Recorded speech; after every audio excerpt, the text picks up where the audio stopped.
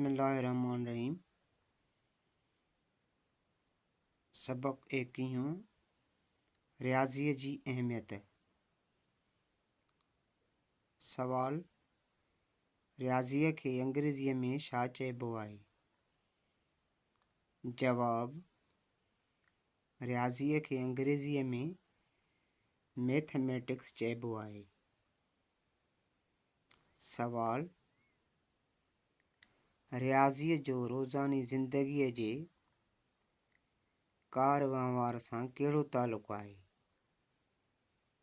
जवाब, रियाज़ी हिकु अहिड़ो मज़मून आहे जंहिंजी ज़रूरत इंसानी ज़िंदगीअ में हर क़दम ते पवे थी।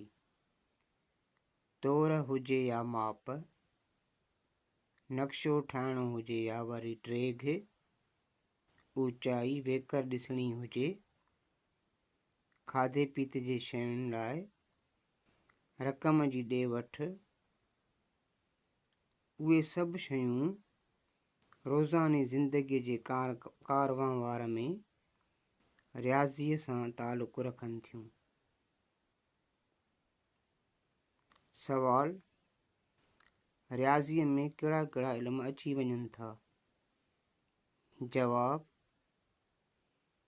हिसाब ऐं उन जा समूरा भाङा यानी अलजेब्रा, जामेट्री ऐं ट्रिग्नोमेट्री वग़ैरह।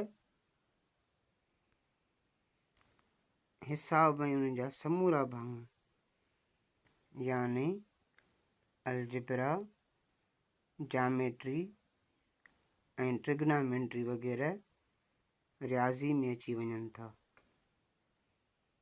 सवाल, रियाज़ीअ जो बुनियादु कॾहिं ऐं कीअं पियो? जवाब,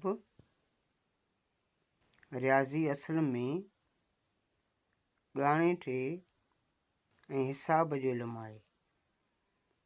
जॾहिं शुरूआत में इंसान खे का घुर्ज पेश आई त हिन ॻणप शुरू कई ऐं घुर्जुनि जे पूराए लाइ अददनि जो इस्तेमालु कयो।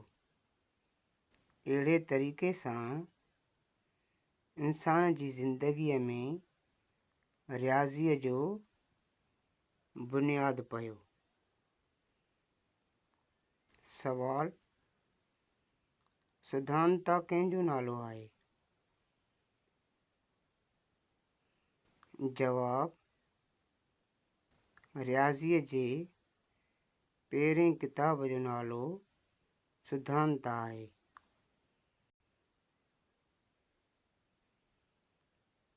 रियाज़ीअ जे पहिरें किताब जो नालो सिद्धांता आहे। सवाल, ॿुड़ी या ज़ीरो कंहिं ईजाद कयो? ॿुड़ी या जेको ज़ीरो थींदो आहे उहो कंहिं ईजाद कयो? जवाब, ॿुड़ी या ज़ीरो आहे जेको उहो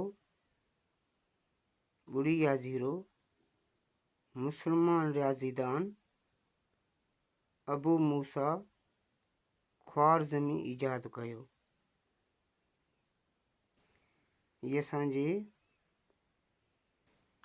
छहीं क्लास जो सबक 21 रियाज़ीअ जी अहमियत, उन जा सवाल जवाब जेके असीं पढ़ियासीं।